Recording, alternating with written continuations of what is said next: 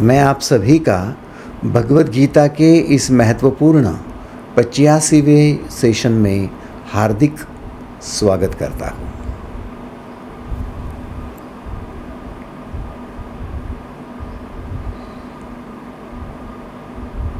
जीवन नदी के भांति बहते रहता है। जहाँ मार्ग मिलता है वहीं पर जीवन। लेकिन जिस व्यक्ति का जीवन परिपूर्ण हो जाता है वह व्यक्ति इस विश्व का सफल व्यक्ति कहलाता है।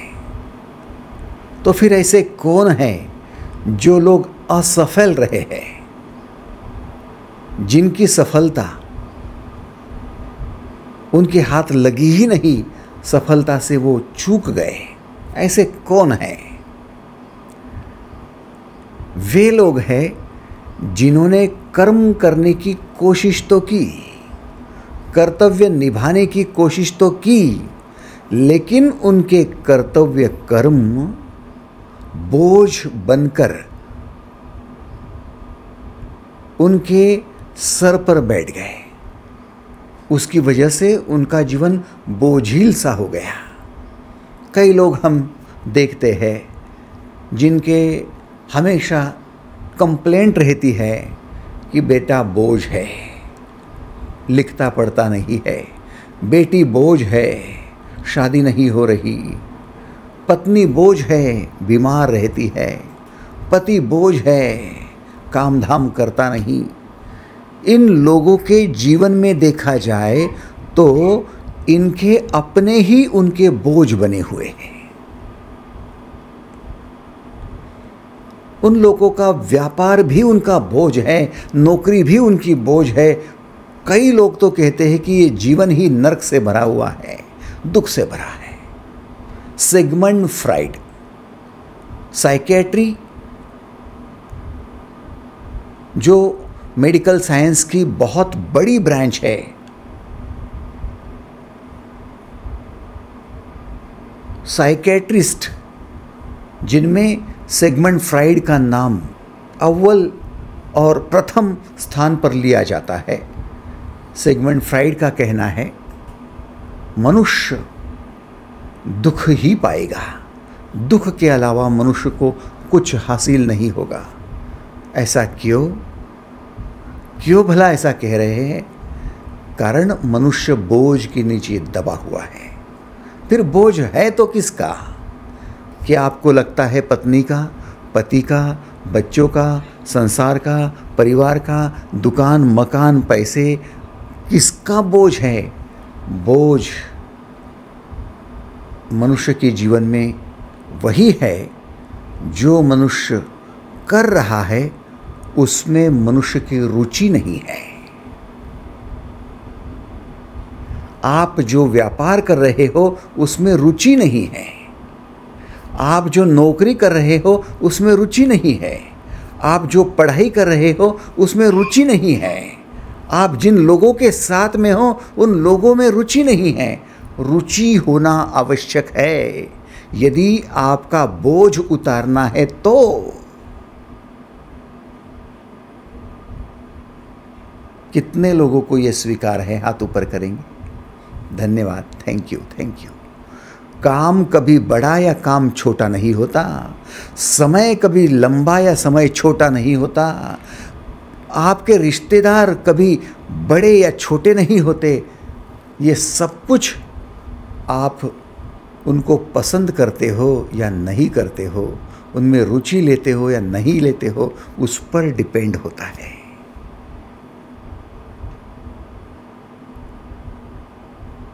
पसंदीदा सहेली आपको मिल जाए, दीदी एक बेंच पर घंटों बैठे रहोगे, बातें करते रहोगे, ऐसा लगेगा कुछ मिनट ही हुए हैं। समय रिलेटिव है। घर में कोई शव पड़ा है और रात्रि का समय कटे नहीं जा रहा है, लंबा लग रहा है।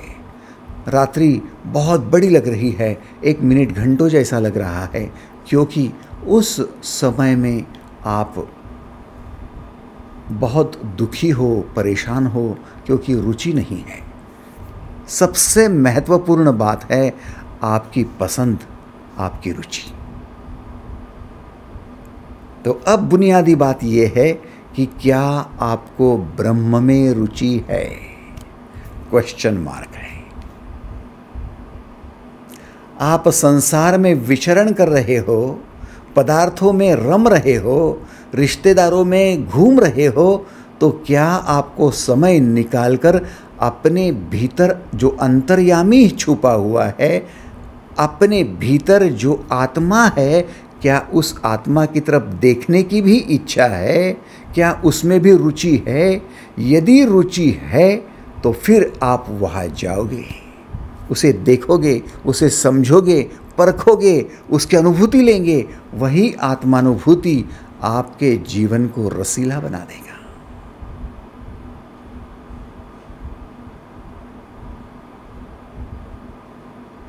और फिर यदि आप चाहते हो कि आप भीतर उतरे, तो फिर भीतर उतरने के लिए आपको मार्ग की आवश्यकता है।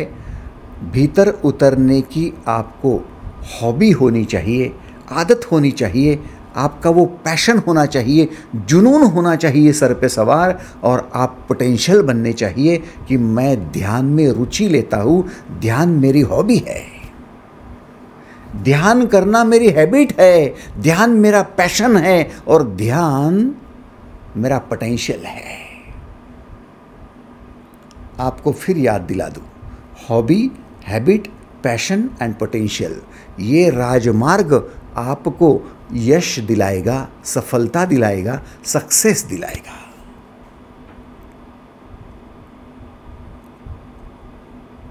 अब जबकि आप स्कूल में पढ़ रहे थे, तब भी आपको ये आवश्यक था कि आपकी पढ़ाई को आप हॉबी बना ले, पढ़ाई की हैबिट डलवा ले, उसी के साथ आप जुनून से भर के, उत्साह से भर के, पैशनेट होकर लग जाए और वही सर आप पोटेंशियल बन जाए। तो भाई साहब, खेल कूद में भी आवश्यक था, पढ़ाई में आवश्यक था, नौकरी में, व्यवसाय में आवश्यक था, तो क्या ब्रह्म की प्राप्ति के लिए ध्यान किए जा रहे हो, उस ध्यान में ये आवश्यक नहीं है? निश्चित ही आपको ध्यान करना है, और यदि ध्यान मग्न होना है, ध्यान का रूपांतरण समाधि में करवा लेना है, तो फिर आपको चाहिए अपने ध्यान को हॉबी बना लें।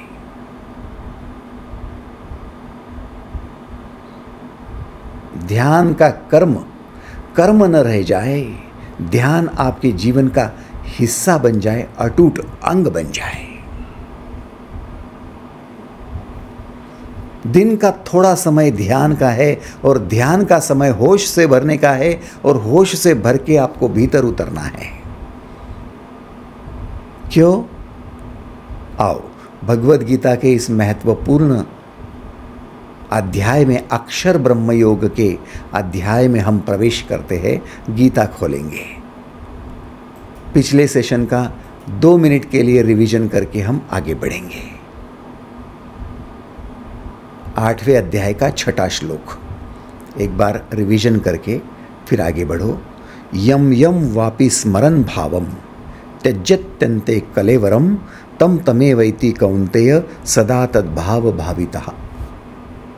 अंत काल में जिस भाव का स्मरण करता हुआ मनुष्य शरीर का त्याग करता है, उसी की प्राप्ति उसे होती है, क्योंकि सदा से वह उसी भाव में विचरण करते रहता है।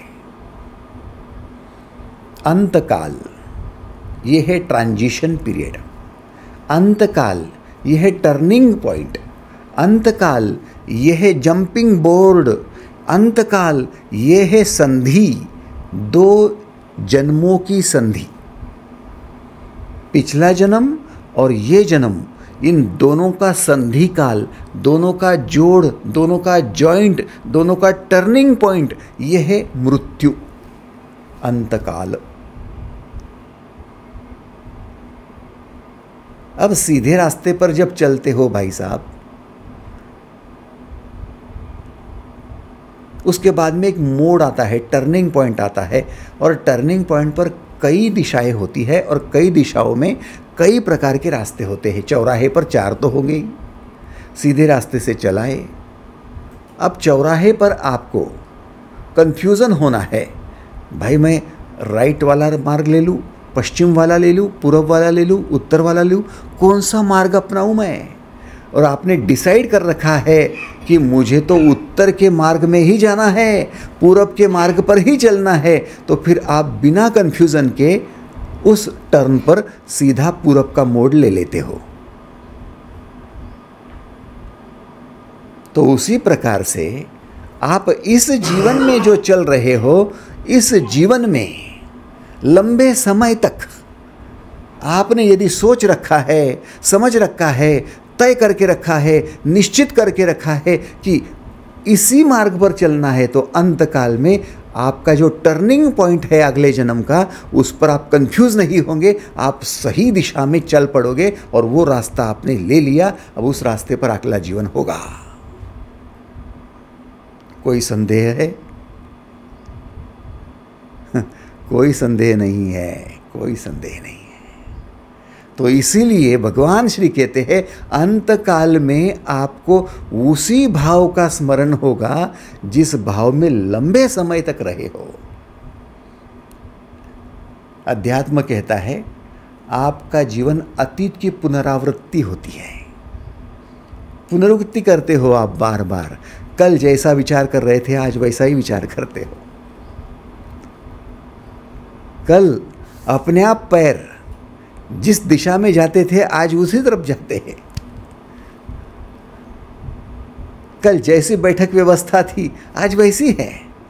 कल की आदत जिन लोगों को है, जैसे नाखून तोड़ने की, उंगली को मुंह में डालने की, पैर हिलाते बैठने की, ऐसी जो आदतें होती है वो आज भी दिखाई देती है। इतिहास की पुनरुक्ति करना, अतीत को दोहराना, ये जीवन का काम है भाई। तो इन छोटी बातों को छोड़ दो कि आपकी ये आदत गलत है, वो आदत गलत है। भगवान श्री कह रहे हैं आप गलत भाव को प्रकट करते रहते हो, ये आदत गलत है। आप नाखून तोड़ते हो कि नहीं वो मुझे नहीं मालूम। आप अपनी उंगली बार बार मुंह में डालते हो, चबाते रहते हो, वो नहीं मालूम मुझे। आप पैर हिलाते बैठते हो, वो नहीं मालूम मुझे। मुझे ये मालूम है कि आप गलत भाव को इम्पोर्टेंस देते रहते हो।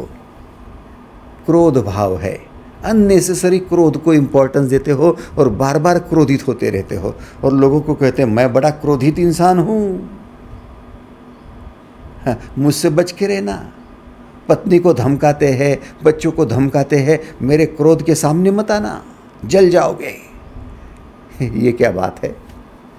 इस भाव को हम बार बार सदा से दोहराते आएंगे तो अंतकाल में क्रोध में ही मृत्यु होगी और फिर अगला रास्ता वही मिलेगा।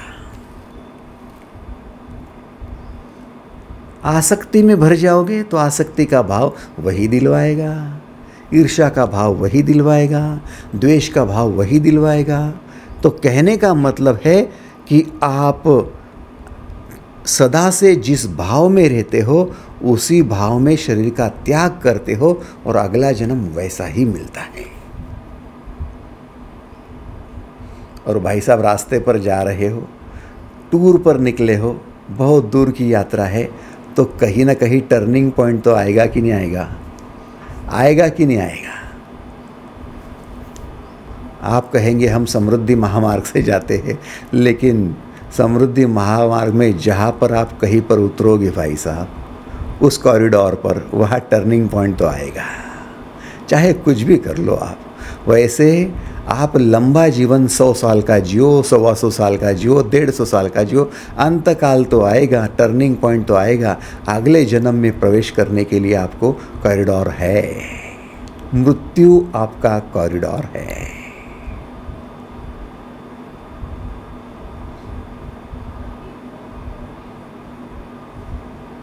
तो आपका भाव बड़ा मायने रखता है और आपका भाव दिन भर में कितनी बार आप एक ही भाव को महत्व देते हो उस पर डिपेंड है। मैं दावे के साथ ये कहना चाहूँगा कि आपकी मृत्यु के समय आपका कौन सा भाव उभर कर आने वाला है। यदि इसको जांचना है तो आज सुबह से शाम तक कौन सा भाव अधिक प्रकट होने वाला है, ये आपने देख लेना। रात्रि को सोने से पहले, बिस्तर में जाने से पहले आपने मुआयना कर लेना, आत्मनिरीक्षण कर लेना कि आज दिन भर में मेरा कौन सा भाव अधिक मात्रा में प्रकट हुआ। मैं दिन भर अधिक आसक्त रहा क्या, मोह में अटका रहा क्या, भयभीत रहा क्या, क्रोध करता रहा क्या, आज कौन सा भाव अधिक मात्रा में रहा। मैं दावे के साथ कहता हूँ कि इसकी पुनरुक्ति होनी है और एक दिन जब मृत्यु आएगी तो इसी को प्रकट करके आप एग्जिट लेने वाले हो। दिया इसी के साथ बुझने वाला है। इसलिए आपको भाव बदलना होगा। भाव बड़ा महत्वपूर्ण है। आप अपने भाव की तरफ ध्यान दो। कितने लोग तैयार है अपने उस भाव को जानने के लिए कि जो भाव आपको अगला रास्ता साफ कर देगा, महामार्ग से आपको मोक्ष तक पहुंचा देगा। वे लोग, जो लोग अपने भाव को पहचानने को तैयार है, वो हाथ ऊपर करेंगे। धन्यवाद। Thank you, thank you. सबसे बड़ा भाव आप कहेंगे आनंद का, प्रेम का, विश्वास का, दया का, क्षमा का, शांति का। नहीं, ये तो सब बच्चे हैं उनके। एक ही भाव है जो भाव आपको मोक्ष तक पहुंचाने वाला है, जिसके चलते आपका आनंद कभी भी कम नहीं होगा, नष्ट नहीं होगा, हमेशा के लिए आनंद बना रहेगा। सदानंद, चिदानंद, सच्चिदानंद, परमानंद, ये सारे शब्द उसी से आए हैं। कभी आनंद खत्म नहीं होगा, ऐसा भाव कौन सा है? आओ गीता के 8वें अध्याय के 7वें श्लोक में एंट्री करो। तस्मात् सर्वेषु कालेषु मामनुस्मर युद्ध च मय्यर्पित मनोबुद्धिर मामे वैश्यस्य संशयम। हे अर्जुन, तू सब समय में निरंतर मेरा स्मरण कर और युद्ध भी कर। इस प्रकार मुझ में अर्पण किए हुए मन बुद्धि से युक्त होकर निस्संदेह तू मुझी को प्राप्त होगा। अब इस श्लोक में वो भाव छुपा हुआ है जिस भाव की आपको परम आवश्यकता है, और वह अर्पण का भाव है, समर्पण का भाव है। अर्जुन, इस प्रकार मुझ में अर्पण किए हुए मन बुद्धि से युक्त होकर तू निस्संदेह मुझी को प्राप्त होगा। ये समर्पण भाव की बात है, अर्पण करने की बात है।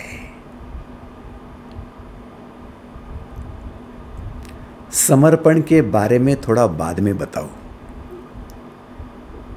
क्योंकि वो आज के इस सेशन का केंद्र बिंदु है। वो आपके जीवन का टर्निंग पॉइंट है, जंपिंग बोर्ड है। जब तक समर्पण नहीं है तब तक अहंकार है, और जब समर्पण है तब अहंकार शून्य ब्रह्म की अवस्था है।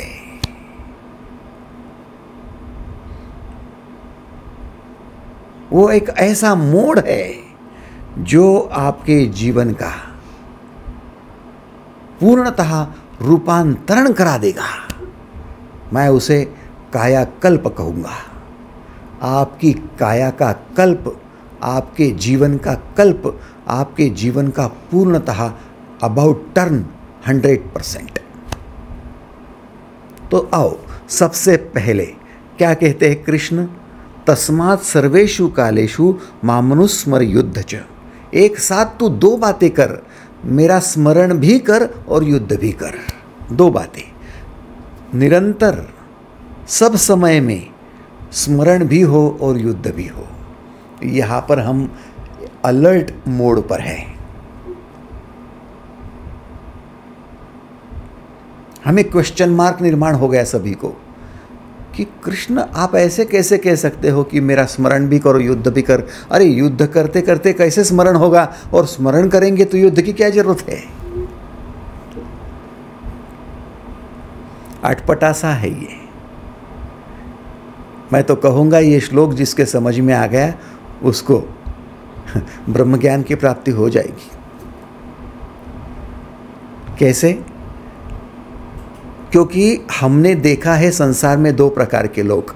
एक प्रकार के लोग हैं जो साधु, जिन्होंने संसार को त्याग दिया, पत्नी को त्याग दिया, बच्चों को त्याग दिया, पैसा त्याग दिया, व्यापार, दुकान, मकान, नौकरी त्याग दिया, बच्चों को त्याग दिया और चल गए।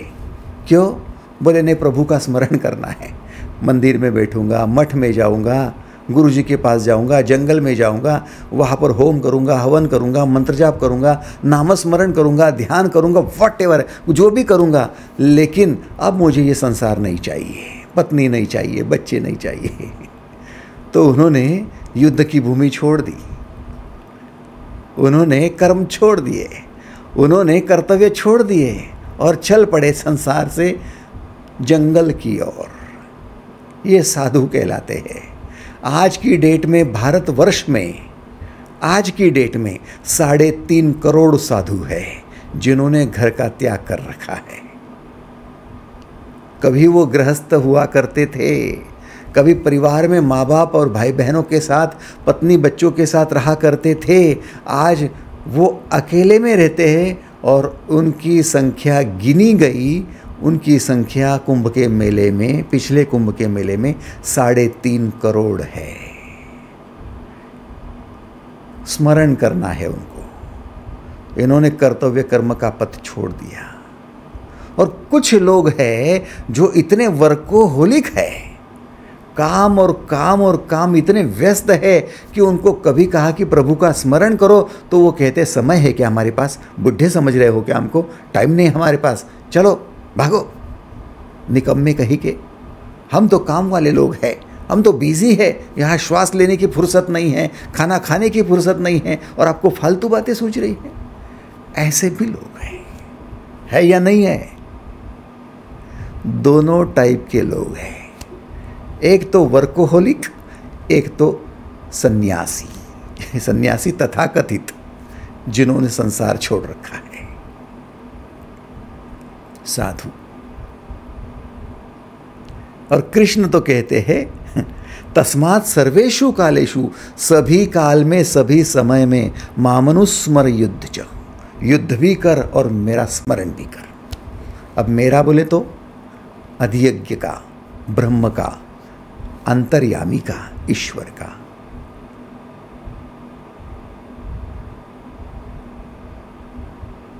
भाई साहब, चालू खटखट में ही आपको काम करना होगा। एक पुराना समय की बात है। अंग्रेज का ज़माना था और एक अंग्रेज अधिकारी घोड़े पर सवार सुबह के रपेट के लिए निकल पड़ा। दूर तक चला गया, उसका घोड़ा थक गया, मुंह से फेन आ रही है, थका मांदा वो चल नहीं पा रहा है, भाग नहीं पा रहा है, दौड़ नहीं पा रहा है। अंग्रेज अधिकारी आजू बाजू में खेत देखने लगा। उसको दिखाई दिया एक खेत है। उस खेत में आया, उसने देखा एक किसान है और किसान अरहट से पानी निकाल रहा है। अरहट पता है आपको? मराठी में मोट कहते उसे, अरहट। पहले ज़माने में, उस ज़माने में इलेक्ट्रिक के पंप नहीं हुआ करते थे, तो अरहट चलती थी और पानी कुएं से बाहर आता था। बैल अरहट को खींचता था और पानी निकल आता था। ये अंग्रेज का अधिकारी ये पहुंचा उस किसान के पास। किसान अरहट चला रहा था, पानी बाहर आ रहा था। अब ये पानी जो खेत में जा रहा था नहर से, अंग्रेज अधिकारी वहाँ पर आते ही घुटनों के बल बैठ गए। किसान बोले, ए किसान, दिखता नहीं क्या मेरा घोड़ा थका मांदा है, उसे पानी पिला। जी माई बाप, अपने बैलों को फिर से दौड़ाया और अरहट चालू हुई। अरहट चालू हुई, घोड़ा जैसे ही पानी पीने आगे गया तो अरहट की आवाज़ आ रही थी, कर कर कर कर। तो घोड़ा ऐसा आवाज़ सुनकर दपक रहा था, पीछे आ रहा था, पानी नहीं पी रहा था।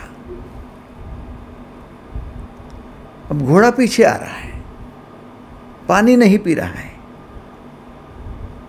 उस अंग्रेज अधिकारी ने बोला, हे किसान, आवाज़ बंद, मेरा घोड़ा पानी नहीं पी रहा, आवाज़ बंद। आवाज़ बंद करने के लिए कहा तो इसने अपने बैलों को रोक दिया। बैल रुक गए तो अरहट रुक गई, अरहट रुक गई तो पानी रुक गया, पानी रुक गया तो पिएगा क्या?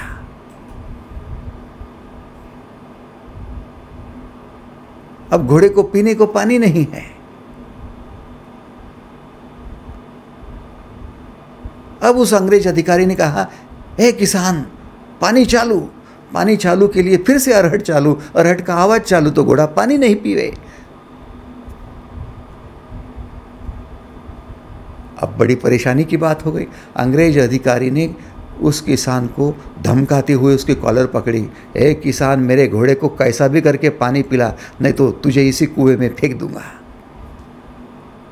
किसान ने कहा, माई बाप, आप मुझे फेंक तो जरूर सकते हो, लेकिन प्रकृति का नियम नहीं बदल सकते। या तो अरहट चालू रहेगी, फिर आवाज भी आएगा, पानी भी आएगा। अरहट बंद होगी, आवाज भी बंद होगा, पानी भी बंद होगा। आपको चालू अरहट में ही, चालू खटखट में ही पानी पीकर अपना काम निभाना पड़ेगा। ये जीवन है माई बाप। आपको लगता है कि मैं अभी नौकरी कर लूँगा, अभी संसार कर लूँगा, अभी पिक्चर देख लूँगा, अभी जो करना है, शराब पीना है पी लूँगा, सब कुछ हो जाएगा, और बाद में आखिरी के समय में फिर मैं भगवान का पानी पीऊँगा, फिर मैं ईश्वर का पानी पीऊँगा, फिर मैं प्रभु से मुलाकात करूँगा। उस समय अरहट ख़त्म हुई होंगी, आवाज़ ख़त्म, अरहट ख़त्म, पानी ख़त्म, प्यासे रह जाओगे। क्या पियोगे? प्रभु के नाम की प्यालियाँ पीना है, प्रभु का दर्शन करना है, ईश्वर को मिलना है। तो अभी चालू संसार में पत्नी परेशान करे, बच्चे तकलीफ देवे, अभी आपको कुछ भी नौकरी और व्यवसाय का कोई भी टेंशन हो, अभी चालू खटखट में ही आपको प्रभु से मिलना होगा। स्मरण तो युद्ध के साथ होगा। आप समझ रहे हो? आप रिटायरमेंट के बाद में ध्यान करने की चेष्टा मत कर लेना। अंत के भाव वही उठेंगे जो जीवन काल में सदा से आपने निर्माण कर रखे हैं। कृष्ण स्पष्ट रूप से कहते हैं, तस्मात् सर्वेषु कालेषु मामनुस्मर युद्ध च। आपको युद्ध भी करना है और प्रभु का स्मरण भी करना है, साइमल्टेनियसली, एक साथ, एक साथ। हाँ, एक साथ। है ना चैलेंज? कोई चैलेंज नहीं है। हमने प्रभु के स्मरण को अपने शाब्दिक स्मरण से जोड़ दिया, इसलिए हमारा दिमाग चकरा गया। हमें लगता है कि हम राम राम राम राम राम राम नाम ले रहे हैं, तो उस समय में या तो राम का नाम लिया जाए, हरि हरि हरि हरि, तो हरि का नाम लिया जाए, फिर या तो फिर काम में। अरे भाई, वो स्मरण जो शब्द का स्मरण है, उससे भी बड़ा यदि होश आपका रखते हो, तो आप जिस पत्नी के साथ हो, क्या उस पत्नी में वो ब्रह्म नहीं है जो आप में है? अंतर्यामी वही तो है। जिन बच्चों के साथ हो वही तो है। आपको बस यही स्मरण करना है कि आप में भी ब्रह्म है और उनमें भी ब्रह्म है। आप दुकान में हो तो आपके ग्राहक में भी ब्रह्म है और आप में भी ब्रह्म है। आप नौकरी कर रहे हो, आपके सबऑर्डिनेट को आप कुछ समझा रहे हो, तो वो भी ब्रह्म है, आप भी ब्रह्म हो। ब्रह्म के अलावा कुछ नहीं। ब्रह्म सत्य जगत मिथ्या।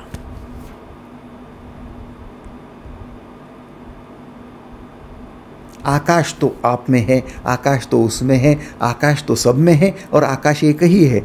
इस विश्व में, ब्रह्मांड में आकाश दो नहीं है। तारे दो हो सकते हैं, ग्रह दो हो सकते हैं, आकाश गंगाएं दो हो सकती है, ब्रह्मांड दो हो सकते हैं, सब हो सकता है, दो और अधिक हो सकते हैं, 2 करोड़, 200 करोड़, 2 लाख करोड़, कुछ भी हो सकते हैं, लेकिन आकाश मात्र एक है।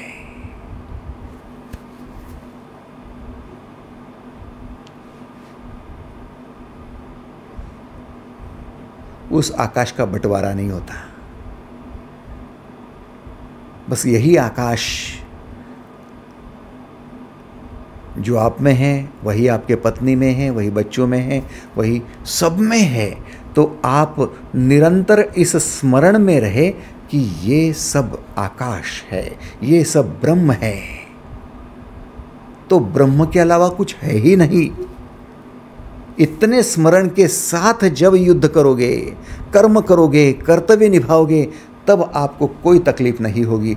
अर्जुन जब युद्ध कर रहा है और उसे सब पता है कि मैं ब्रह्म ही हूँ और ब्रह्म को ही मैं दंडित कर रहा हूँ, मैं ब्रह्म के ही साथ काम कर रहा हूँ, तो कोई फर्क नहीं पड़ता। ब्रह्म की अवस्था में सब पहुँचे, इसलिए आप सबके साथ न्याय कर रहे हो। कृष्ण ज्ञान भी दे रहे तो ब्रह्म का ज्ञान दे रहे, और जो ब्रह्म से बहुत दूर चला गया है उसे दंडित करके ब्रह्म के पास ही पहुंचा रहे हैं। इसलिए आप चिंतन करो, चिंता न करो। चिंतन है ब्रह्म का और ब्रह्म एक है, ये स्मरण रहे। इसलिए आपका बेटा यदि ब्रह्म से बहुत दूर गया तो उसका कान खींचकर आप उसे ज्ञान देकर ला रहे हो, वो भी काम ब्रह्म का ही हो रहा है। ओम ब्रह्मार्पणम ब्रह्म हवि ब्रह्माग्नौ ब्रह्मणाहुतम ब्रह्मेव तेन गंतव्यम ब्रह्म कर्म समाधिना। सब ब्रह्म है, आहुति ब्रह्म है, अग्नि ब्रह्म है, उसमें आहुति डालने वाला ब्रह्म है, उसमें ज्वाला उत्पन्न हुई वो ब्रह्म है, उसमें जो फल आएगा वो भी ब्रह्म, सब ब्रह्म ही ब्रह्म है, उसके अलावा कुछ है ही नहीं। इसलिए आपने बेटे को दंडित क्या किया और बेटे को चॉकलेट क्या दिया, सब ब्रह्म का ही ब्रह्म का काम है, कुछ भी अलग नहीं किया। इस स्मरण को रखते हुए आप यदि कर्म करेंगे तो सारा ब्रह्म का ही कार्य हो रहा है, और ब्रह्म कार्य में फिर अहंकार को जगह नहीं है, उसको क्रॉस कर दो।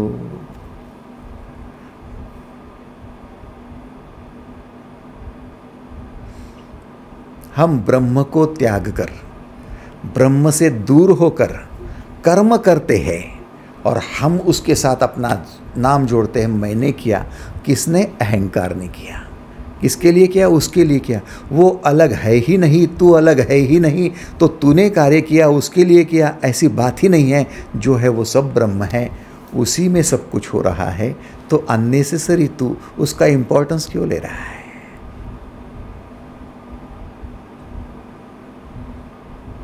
इसीलिए जिन लोगों के ये बात समझ में आ गई, उन लोगों का व्यवहार ही बदल गया। व्यापार नहीं बदला, व्यवहार बदला। कहे कौन था ऐसा? कबीर जी। कबीर जी ताना बुनते थे। कबीर जी कहते थे, झीनी झीनी बिनी रे चदरिया, गुनगुनाते थे, झीनी झीनी बिनी रे चदरिया, बिनी रे चदरिया। जो ताना बुनते थे, चादर बुनते थे, वो बुनते बुनते भी स्मरण भी हो रहा है, ताना भी बुन रहे हैं। अब ये चादर जिसको बेचे जा रहे हैं, उस ग्राहक को कहते थे, बड़ा संभाल कर रखना है, मैंने बहुत संभाल कर और बड़ी प्रेम के साथ प्रभु के नाम के साथ इसको बनाई है, और आपने संभालना, ये मेरा प्रभु ही है, तुझे दे रहा हूँ। लोग समझते थे पागल हो गए।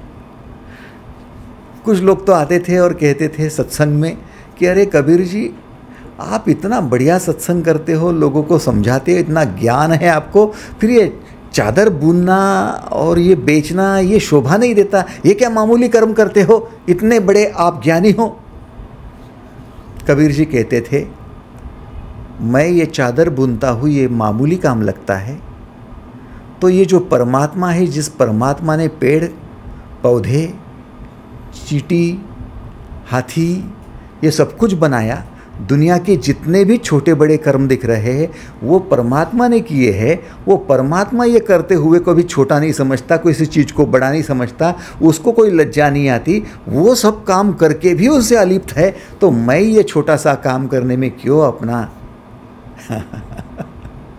छोटापन दिखाऊं।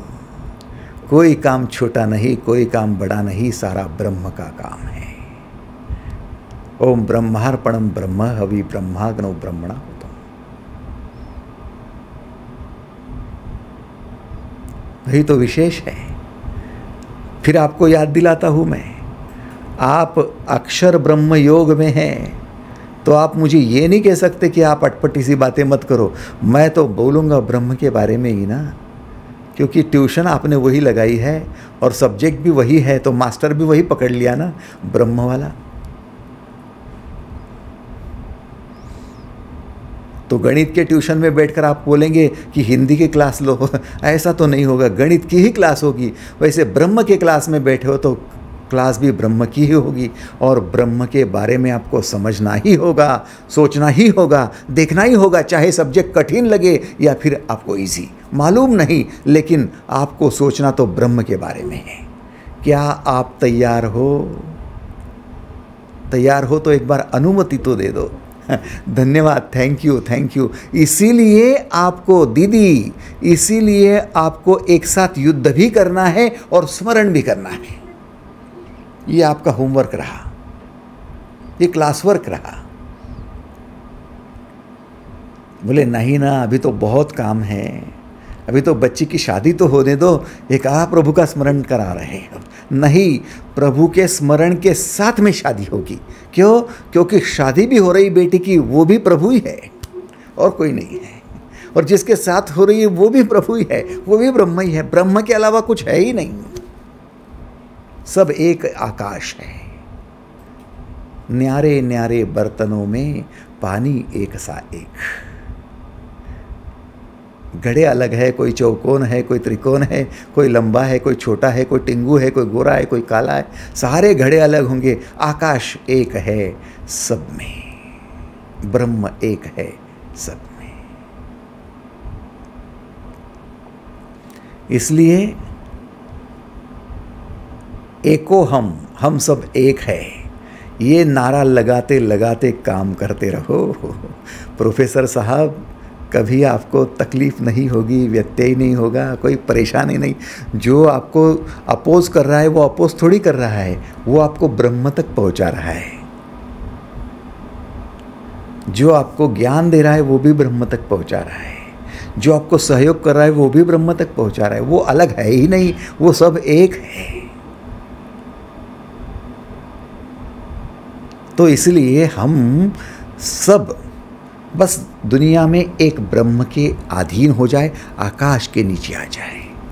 सबसे पहली बात, तस्मात् सर्वेषु कालेषु मामनुस्मर युद्ध च। एक साथ आपको युद्ध में उतरना है और उसी के साथ आपको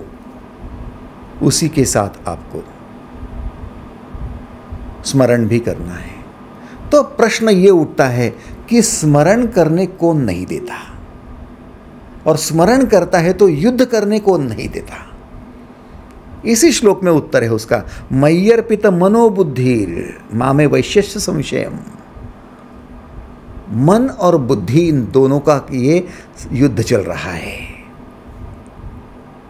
दिल दिमाग की लड़ाई है ये। कभी मन कहता है ये कर तो दिमाग कहता है बिल्कुल मत कर। मन कहता है कि बहू को एक वस्तु लेकर दूं, दिमाग कहता मत लेकर दे, सर पर बैठ जाएंगी, कल परेशान कर देंगी। दिल कहता है कि नहीं नहीं, थोड़ा सा दे देना, क्या फर्क पड़ता है, आज उसका बर्थडे, अरे होने दे, इतने जल्दी नहीं देना है, अभी पकड़ कर रखना है, अकड़ कर रखना है, कल सर पे बैठी तो। ये दिल दिमाग की लड़ाई है। फिर दिल फिर कहता है नहीं दे देना, वो तो बहुत प्रेम करती है ना, बहुत अच्छी है ना। क्या बात है, ये क्यों हो रहा है? आपके भीतर ही ये युद्ध चल रहा है, दिल और दिमाग की लड़ाई। कौन जीतता है देखो।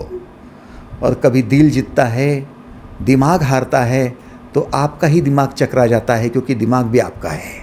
कभी दिमाग जीतता है और दिल हार जाता है तो आपको दुख होता है कि मेरा दिल तो टूट गया।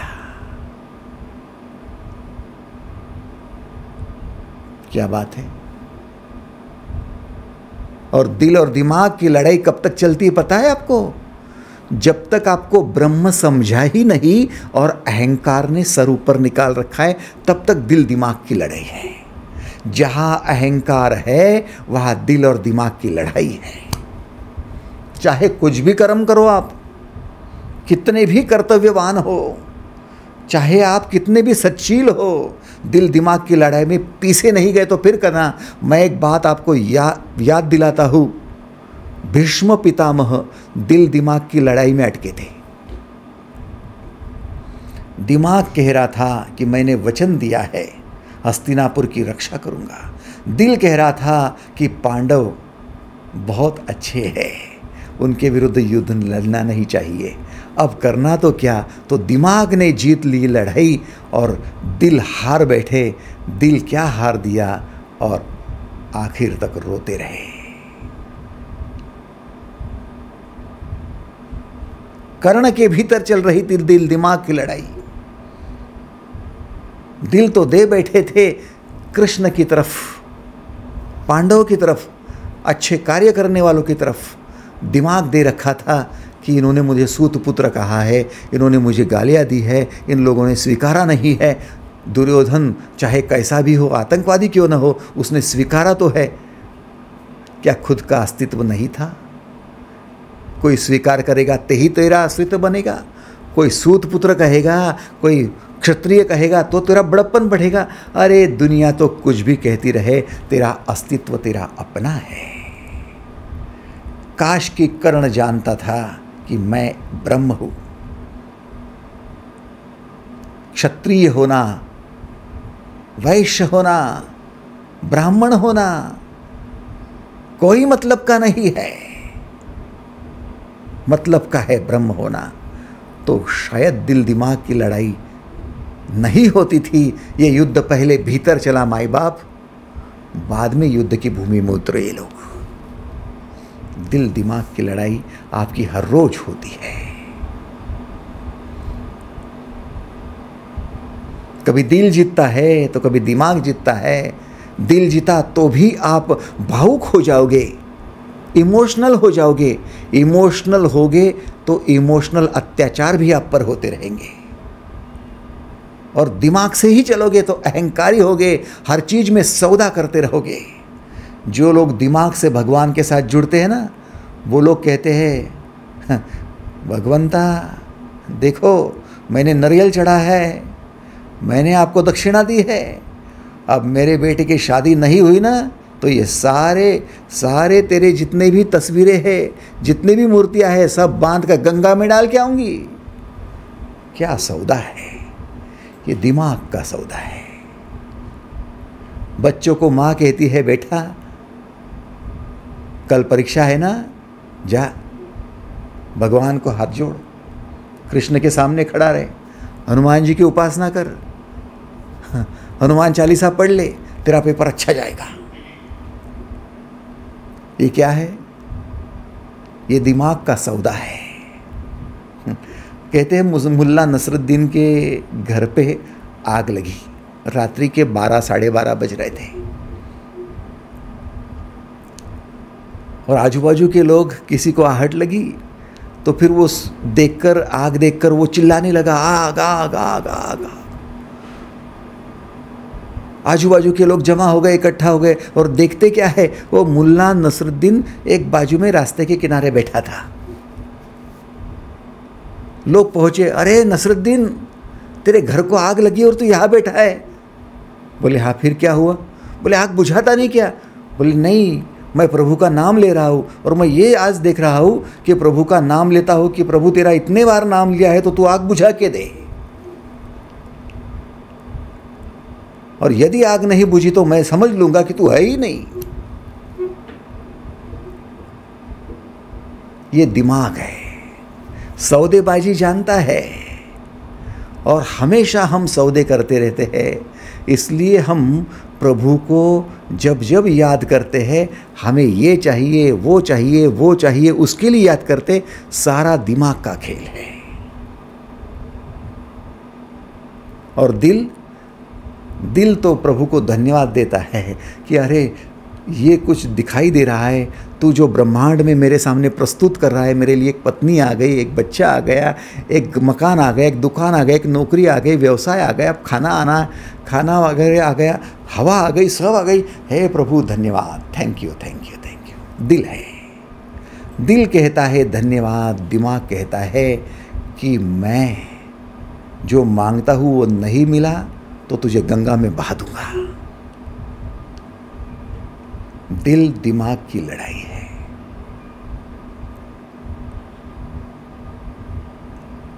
और मैं ये भी दावा कर सकता हूं कि आपका दिमाग बहुत तेज तर्रार है, इसलिए आप प्रभु के साथ में हमेशा दिमाग से ही पहुंचते हो। आपको ये स्वीकार करना पड़ेगा। जब भी ज़रूरत पड़ती है, परेशान होते हो, तब आपको लगता है ये हाड़मास का व्यक्ति क्या अपनी इच्छाएं पूर्ण करेगा। इच्छाएं तो पूर्ण करने वाला भगवान है। तो आप हाथ जोड़कर भगवान के सामने खड़े रहते हो और मांग कर ही लेते हो। और मांग पूरी हुई तो फिर अंधश्रद्धा से भर जाते हो कि मूर्ति के सामने खड़े रहो तो सब होते जाता है, और अंधश्रद्धा से भर के और परेशान होते रहते हो।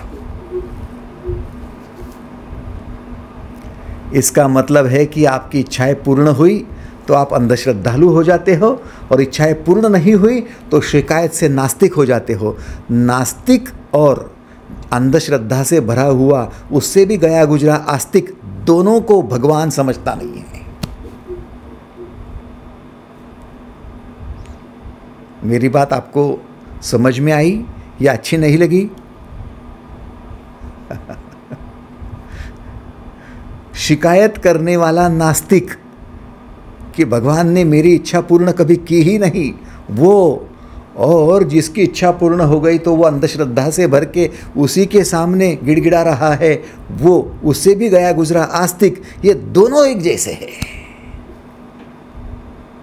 फिर अच्छा कौन है भाई? भगवान कहते हैं मय्यर्पित मनोबुद्धि, जो मन और बुद्धि का युद्ध टालकर मन और बुद्धि को एक साथ, दोनों को जोड़कर, निचोड़ करके इन दोनों को मुझ में समर्पित कर देता है, वो महान है।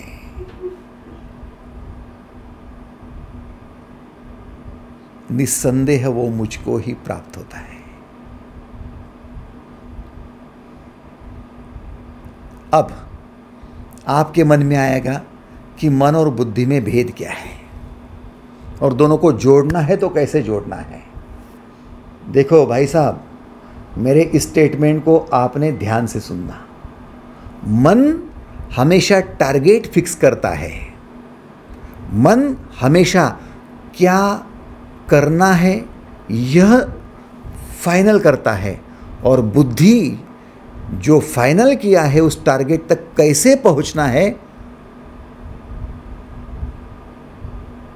जो आपने तय किया है कि आपको वहां तक जाना है, तो कैसे जाना है वो निर्धारित करती है। क्या और कैसे, ये दोनों में फर्क है। दिल दिमाग की लड़ाई यहां है। दिल कहता है ये चाहिए, दिमाग कहता है ये इस मार्ग से मिलेगा। दिल कहता है यहां जाना है, दिमाग कहता है इस तरह से जाना है। किस प्रकार से करना है ये दिमाग का काम है, और कहाँ पहुंचना है ये दिल का काम है। आप सिर्फ कैसे करना है, कैसे करना है, कैसे करना है, इतना ही सोचते रहेंगे तो सिर्फ दिमाग रहेगा, लेकिन कहाँ करना है ये यदि मिसिंग रहा तो फिर कैसे चलेगा। एक बात मुझे याद है, अल्बर्ट आइंस्टाइन मृत्यु के समय में बड़ा दुखी था। अल्बर्ट आइंस्टाइन का कहना था कि मैंने जो एनर्जी का सूत्र ढूंढ कर निकाला, न्यूक्लियर पावर के बारे में सोचा और उसके बाद में जो अणुबॉम्ब बने, वो अणुबॉम्ब की वजह से हिरोशिमा और नागासाकी पर जो भी अत्याचार हुआ और लोग जो घायल हुए, मर गए, मरने के बाद उनको, उनकी जो अगली पीढ़ियाँ थी वो भी बर्बाद हो गई, इतना सब कुछ हो गया। मैं बड़ा दुखी हूँ, अगले जन्म में मैं आइंस्टाइन नहीं बनूंगा। भाई साहब, ये दिमाग से अणुबॉम्ब तो बन गया, कैसे निर्माण होगा? कैसे निर्माण होगा? ये दिमाग का काम है। क्या निर्माण करना है, ये दिल का काम है। उस क्या पर यदि काम होता था तो क्या में गलत नहीं सोचा जाता था, अणुबॉम्ब की जगह और चीज़ें भी बन सकती थी। लेकिन क्या निर्माण करना है? अणुबॉम्ब करना है। कैसे करना है? विज्ञान के माध्यम से करना है। विज्ञान कैसे में भरोसा करता है और धर्म क्या में भरोसा करता है। धर्म हमेशा आपको कहाँ जाना है वो रास्ता बताता है, वो निश्चित कराता है, और कैसे जाना है ये विज्ञान बताता है। इसलिए विज्ञान को धर्म के साथ जोड़ो तो आपका विज्ञान आपके लिए वरदान सिद्ध होगा, और धर्म को छोड़कर विज्ञान को हाथ में लो तो वो शापित हो जाएगा, वो हमेशा आपको नष्ट करके ही छोड़ेगा। विज्ञान दिमाग की बात है और धर्म दिल की बात है। तो अर्जुन, तेरा विज्ञान और तेरा धर्म, इन दोनों का जोड़ करके मुझ में समर्पित हो जा, तेरा कल्याण हो जाएगा। तो मुझ ही को प्राप्त हो जाएगा। कैसे प्राप्त करना है पैसा, विज्ञान बताएगा। Accountancy, auditing, fund flow, investment, कई प्रकार के ऐसे जरिए हैं जो आपको कैसे पैसे बनाना है ये सिखाएगा। लेकिन वो पैसा कहाँ लगाना है, ये विज्ञान की बात नहीं, धर्म की बात है। वो जुआ खाने में लगाना है, कैसीनो में लगाना है, शराब खाने में लगाना है, कहाँ लगाना है ये धर्म बताएगा। ये विज्ञान की जरूरत नहीं है। कितने लोगों को स्वीकार है? हाथ ऊपर करेंगे। धन्यवाद, थैंक यू, थैंक यू। इसलिए सिर्फ दिमाग से आप जीवन नहीं जी सकते हो। और जिन लोगों का दिमाग तेज तर्रार होता है, पैसा ही पैसा बनाते जाते हैं, वो अहंकारी कहते हैं ये सब मैंने बनाया है, मैंने बनाया है। लेकिन वही पैसा उनको ले डूबता है। वो पैसा कहाँ लगाना है, रतन टाटा को पूछो कहाँ लगाना है। धर्म के साथ विज्ञान हाथ में ले लिया। पैसे कैसे बनाना है जानता हूँ, और कहाँ लगाना है वो भी जानता हूँ। अजीज प्रेम जी, कैसे बनाना है जानता हूँ और कहाँ लगाना है जानता हूँ। धर्म है, इसलिए इन लोगों को एंटरप्रेन्योर नहीं कहा, इन लोगों को फिलैंथ्रोपिस्ट कहा है। इन लोगों को उद्योजक नहीं कहा, इन लोगों को समाज सेवक कहा है। दिल दिमाग की लड़ाई करोगे ना तो परेशान होते रहोगे, दिल दिमाग को एकत्रित कर दोगे ना तो समर्पित हो जाओगे। इसलिए कहा जाता है रतन टाटा देश के प्रति समर्पित है। अपनी आय का 90% पैसा चैरिटी में लग जाता है, समाज कल्याण के लिए लग जाता है। क्या बात है। कई लोगों को ऐसा लग जाता है कि ये सब बेकार है, बकवास है, कुछ नहीं करना चाहिए, छोड़ देना चाहिए, काहे का पैसा और काहे का क्या। तो चलो सन्यासी हो जाओ, चलो सब लोग भीख का कटोरा हाथ में लेकर चलेंगे, भिक्षान दे माई, भिक्षान दे माई। अरे भाई, आप भी वैसे, हम भी वैसे। 142 करोड़ भारत की आबादी है, और सब लोग यदि ऐसे भिक्षु बन गए तो भारत को खिलाएगा कौन? कौन किसान बनेगा? कौन धान उगाएगा? बोलो, कौन सब्जी बेचेगा? कौन कपड़े बुनेगा? कौन चश्मा बनाएगा? कौन चप्पल बनाएगा? कौन मकान बनाएगा? सब भिक्षु है। आपको क्या लगता है समाज बनेगा? और सब लोग कहने लगे पैसा बनाओ पैसा बनाओ पैसा बनाओ। तो आपको क्या लगता है ये अहंकारी लोगों में, सिर्फ पैसा बनाने वालों में कहा अपने माँ को, अपनी बहन को, अपने पत्नी को कीमत होगी? ये तो मेरा है, मैं। दुर्योधन क्या था? पैसा बनाओ वाला था। हस्तिनापुर भी मेरा, इंद्रप्रस्थ भी मेरा, सब मेरा, बाकी किसी को कुछ नहीं दूंगा। सुई के अग्रभाग पर जो 5 बूंदे आएंगी उतना भी नहीं दूंगा। दिमाग, दिल की लड़ाई है भाई साहब। कृष्ण कहते हैं मय्यर्पित मनोबुद्धि, मन और बुद्धि को मेरे अर्पण कर दे रहे, ब्रह्म के अर्पण कर दे रहे। क्या आप तैयार हो दीदी? तैयार हो? मन और बुद्धि को अर्पण करने के लिए तैयार हो तो एक बार सहमति दर्शा दो। धन्यवाद।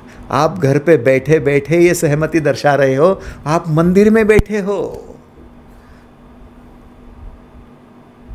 क्योंकि जहां मंदिर में, तथाकथित मंदिरों में जाकर मूर्तियों के सामने हाथ जोड़ते हो, तब आप कुछ न कुछ मांगते हो। अब आपने हाथ का ऊपर करके ये कह दिया हम मांग नहीं रहे हैं, जो है वो समर्पित कर रहे हैं। अब आप अपनी लेवल से ऊपर उठ गए हो। इसलिए मंदिर से भी बड़ी जगह पर आप बैठे हो। आप सबको मैं प्रणाम करता हूँ। बहुत बड़ी ऊंची स्थान पर आप बैठ गए हो। सबसे ऊंचा स्थान वो है दीदी जहां पर आप समर्पण की भाषा बोल रहे हो, अर्पण कर रहे हो अपने आप को।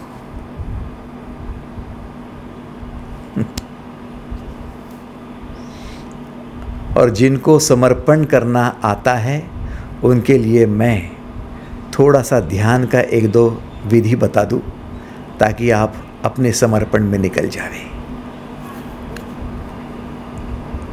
एक तो पहली बात आपको बता दूं मैं, जिस देह को देखकर हम हमेशा अहंकार से भरते हैं कि अभी जवान हूँ, अभी तो सुंदर हूँ, अभी तो हट्टा कट्टा हूँ, अभी तो पावरफुल हूँ, अभी तो भाग भी सकता हूँ, चल भी सकता हूँ, देख भी सकता हूँ, सुन भी सकता हूँ, खा भी सकता हूँ, पचा भी सकता हूँ। इसका मतलब आपको देह पर सबसे ज़्यादा अहंकार हो जाता है। और किसी ने कह दिया कि भाई हम आपको 5 करोड़ रुपए दे देते, आंखें दे दे। आप कहेंगे 5 करोड़ क्या 50 करोड़ भी दिए तो आंखें नहीं दूंगा मैं। ये देह है भाई, इस देह में बड़ा आकर्षण है, इस देह में बड़े आसक्ति है। आओ समर्पण करने के लिए एक छोटा सा ध्यान सीख लेना। जैसे आपको बताया था कि आकाश के नीचे 5 मिनट तक बैठ लेना, वैसे आपने अपने ही घर पे जहाँ पर कोई नहीं है, ऐसे एकांत में, कमरा बंद है, ऐसी जगह बिल्कुल सूती कपड़े, ढीले कपड़े है कि नहीं ऐसा लगे, ऐसा कोई शरीर में तनाव नहीं आएगा, इतने सादे सूधे और ढीले कपड़े पहनकर जमीन पर, भूमि पर, मैं गद्दी पर नहीं बोल रहा हूँ, भूमि पर पेट के बल लेट जाना 5 मिनट के लिए। 5 मिनट के लिए भूमि पर, फर्श पर, मिट्टी हो तो मिट्टी पर, खेत खलियान में होंगे तो खेतों में, भूमि पर 5 मिनट के लिए लेट जाना। और जब लेटेंगे तब दोनों हाथ ऐसे फैलाकर, जब लेटेंगे तब दोनों हाथ फैलाकर, दोनों पैर फैलाकर जैसे किसी को आलिंगन देते हो, वैसे इस भूमि को, इस धरती को आलिंगन दे देना 5 मिनट के लिए, सिर्फ 5 मिनट के लिए भूमि को आलिंगन। हाँ, अरे वो माँ है इसलिए बोल रहा हूँ। धरती मेरी माँ। आपकी उम्र क्या है, कुछ भी हो, लेकिन धरती आपकी माँ है, ये तो स्वीकार है ना। उस धरती को, अपनी माँ को आलिंगन दे देना, उसकी गोद में समा जाना।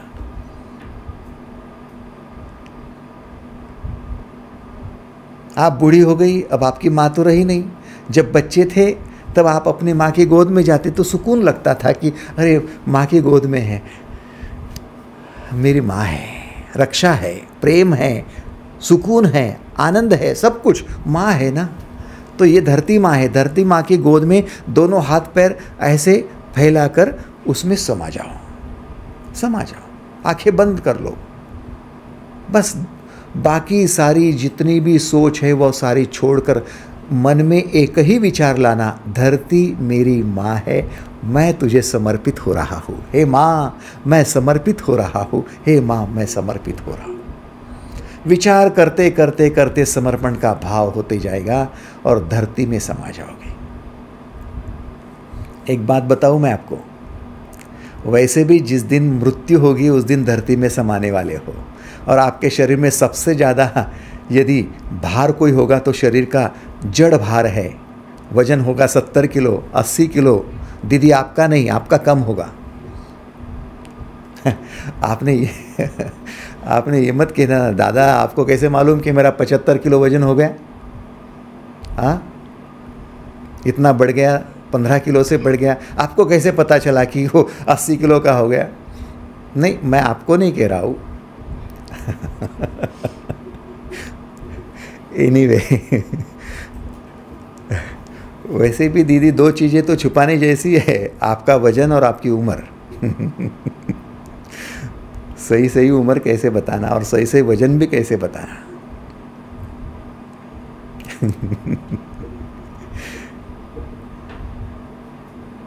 शायद वजन कांटे में ही कुछ गड़बड़ होगी, वो नकली है, अच्छा नहीं है, वो वजन ज़्यादा बताता है। वो डॉक्टर के यहाँ तो बिल्कुल ख़राब वजन काटा रहता है, 5 किलो हमेशा ज़्यादा बताता है। एनीवे, धरती के लिए आप कोई बोझ नहीं हो, कितना भी वजन हो। आप जड़ तत्व सबसे ज़्यादा लेकर आए हो, तो जब मृत्यु होगी तब भूमि में ही समाओगे।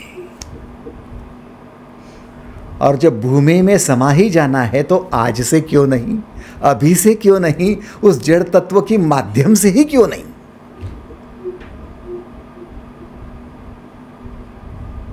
बड़ा सुंदर तंत्र है, गारंटी के साथ कहता हूं, क्योंकि मैं जब तक प्रयोग नहीं करता आपके साथ शेयर ही नहीं करता। भूमि के साथ जब आप लिपट जाओगे तब आपको भूमि में समाने का एहसास शुरू हो जाएगा। और जहां एहसास होता है वहां अनुभूति होती। क्यों? क्योंकि एहसास के साथ आपका मन भर जाता है। अनुभूति से दिमाग भरता है। अनुभूति दिमाग को चाहिए, एहसास मन को चाहिए। आपको एहसास होने लगेगा कि अरे पृथ्वी में सोया हूं, और पृथ्वी के साथ जैसे जैसे लिपट जाओगे वैसे इतनी बड़ी पृथ्वी में समाने का जो आनंद होगा। और एक बात बता दूं आपको, बूंद जब तक अलग थलग पड़ी रहती है तब तक बूंद अपना एक छोटा सा अस्तित्व लेकर रहती है, लेकिन बूंद जब सागर में समा जाती है तो इतना बड़ा विशाल सागर बन जाती है। एग्रीड और नॉट? बूंद अब सागर बन गई, वैसे जब धरती में समा जाओगे तो इतनी बड़ी धरती आप बन गए। वो एहसास देखो क्या होगा। खुद को पूर्ण पृथ्वी बनने का एहसास जब होगा तो पृथ्वी पर जितने भी लोग हैं वो सब आप होने का एहसास हो जाएगा। पृथ्वी पर जितने भी खेत खलियान हैं आप होने का एहसास हो जाएगा। पृथ्वी पर जो कुछ भी है वो भी एहसास हो जाएगा। कम से कम आप जितने संकरे हैं, संकुचित है, उतने बड़े तो हो जाएंगे। तुका आकाशा एवढा, इसकी जगह आप ये कहेंगे मैं पृथ्वी जैसा। तुका आकाशा एवढा, मी पृथ्वी एवढा। कम से कम पृथ्वी इतना तो बनो, बन सकते हो। धरती इतना तो बनो, बन सकते हो। धरती में समा जाओ।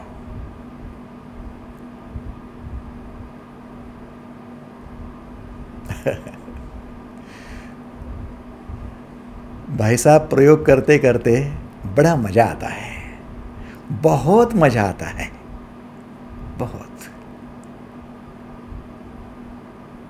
मैं प्रयोग करता था ऐसा धरती के साथ लिपटकर, और मेरी जितनी आकृति है उस आकृति के साथ में मैंने ऐसे चौक से एक संपूर्ण मेरा एक फिगर बना लिया था।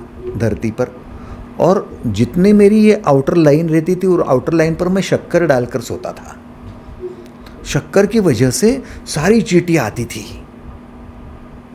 और मैं सोता था ऐसा, और शक्कर की वजह से वो जितनी चींटियां आकर पूरी लाइन में लगती थी। लेकिन मैं ये भी दावा करता हूँ कि घंटों तक मैं उस समाधि में रहता था, लेकिन मुझे एक भी चींटी ने कभी नहीं काटा।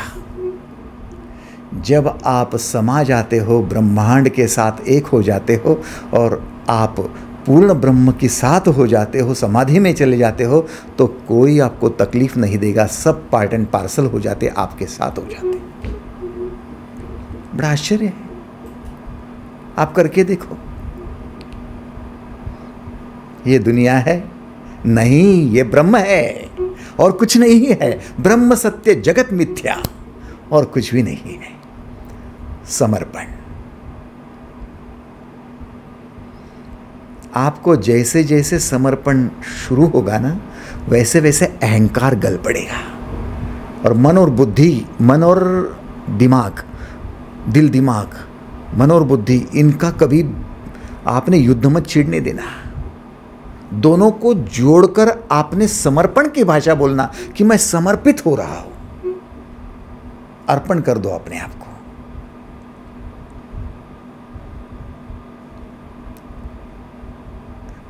जाते जाते आपको एक बात याद दिला दूं। हमको किसी ने कहा कि आप इस आदमी पर समर्पित हो जाओ। आप कहेंगे मेरे जैसे तो हाड़ मांस है, शरीर है, कभी क्रोध भी करता है, कभी भोजन भी करता है, उस पर क्या समर्पित होना? मेरे जैसा तो है। इसलिए हम लोगों ने बड़ी होशियारी से, बुद्धिमानी से पत्थर की मूर्तियां बनाई। बोले अब इस पे समर्पित हो जाओ। ये क्रोध नहीं करती है, ये खाती नहीं है, ये पीती नहीं है, ये चलती नहीं है।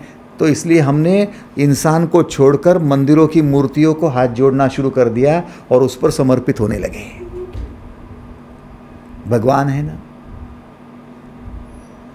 माँ पर समर्पित नहीं होंगे हम, पिता पर समर्पित नहीं होंगे, भाई बहनों पर समर्पित नहीं होंगे, बच्चों पर, पत्नी पर, बहुओं पर समर्पित नहीं होंगे, क्योंकि वो खाते पीते चिढ़ते हैं। हम पत्थर पर समर्पित होंगे, क्योंकि पत्थर ये कुछ नहीं करता है। कभी सोचा है आपका समर्पण क्या है? समर्पण वो है जहां अहंकार गल जाएगा। और इसीलिए आज ये छोटा सा जो आपको प्रयोग दिया हुआ है धरती के साथ समाने का, इस तंत्र को आप बढ़ाते जाओ, धीरे धीरे आगे बढ़ो। अगले सेशन में हम इस पर और प्रकाश डालते हुए अगले श्लोक में बढ़ेंगे, क्योंकि भगवान श्री अपनी धारा कभी नहीं तोड़ते हैं। जो श्रृंखला उन्होंने इस अक्षर ब्रह्म योग में दी है, उसमें से एक भी श्लोक व्यर्थ नहीं है और लिंक में है। इसलिए एब्सेंट भी मत रहना, एब्सेंट भी मत रहना। अगले सेशन में फिर मिलेंगे, तब तक के लिए धन्यवाद। आओ।